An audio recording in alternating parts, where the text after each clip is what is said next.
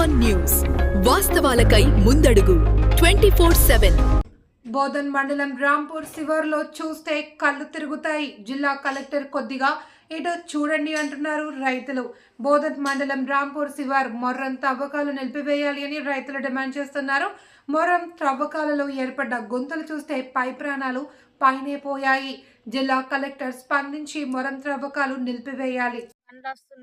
దూరం ఉందని వచ్చేవాళ్ళు కూడా కూలికి వస్తలేరు. అక్కడ పొలాలు ఎక్కడ ఉన్నాయి, ఇక్కడ పొలాలు ఎట్లున్నాయి? మరి మేము ఎట్లా చేస్తే వస్తారు కూలి వాళ్ళు? ఏది చేసినా టిప్పర్లు అయితే ఆగలేరు. దీనికి ఏం న్యాయం చేస్తున్నామని నాకైతే తెలియదు. ఏమన్నా చేయండి, మా పొలాలని ఖరాబ్ అయిపోతున్నాయి సార్. ఎంత చెప్పినా కానీ టిప్పర్ వాళ్ళు తినట్లేదు. అంత దుమ్ము అది ఇది పడుతుంది, రాళ్ళు పడేస్తున్నారు. పొలం ఇక్కడ ఏదన్నా మాకు సాయం చేసుకోండి. డాక్టర్ గారు కూడా ఇక్కడ చూసి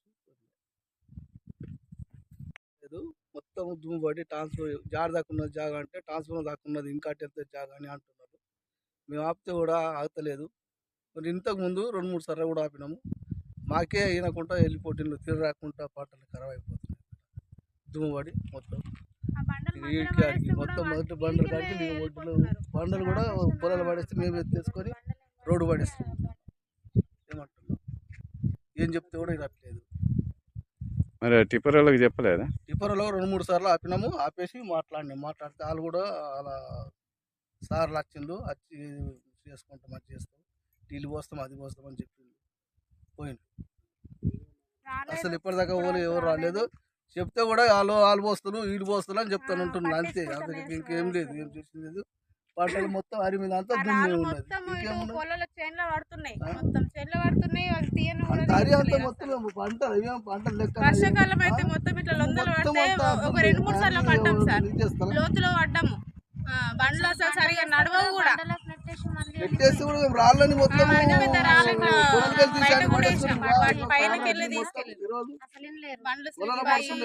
రౌతులని మాకు ఇబ్బంది అవుతుంది రావడానికంటే కూడా మాకేమంటారమ్మా అని ఆ పనికి కూలీలు రమ్మంటే కూడా వస్తలేరు. దారి సరిగా లేదని మేము ఎట్లా తీసుకోవాలి? ఆడ తీసుకుంటే అవసరం తీసుకోండి, ఆడ పోసుకో, నీకు రోడ్డు పొలాలకి వెళ్ళి తాగు చేసుకోండి. వాళ్ళు తీసుకుని పొలం ఒక గుంట తీసుకుంటే కూడా మాకేం బాధ లేదు, మాకు ఉన్న కాడికే సార్. ఇంకా అంతా ఇంత సరిగడది ఏమున్నది. వాళ్ళు ఎంత చెప్తే కూడా విన్నప్పుడు ఏం చేస్తాం, ఆపేసినాము, అన్ని లారీలు ఆపేసినాము. అలా కూడా చెప్పినాము కూడా, చెప్తే చేస్తాం సరిగా పోతాం, మేము ఆపుకుంటా చేస్తాం అంటే 2 సార్లు కూడా బోల్తా పడ్డాయి.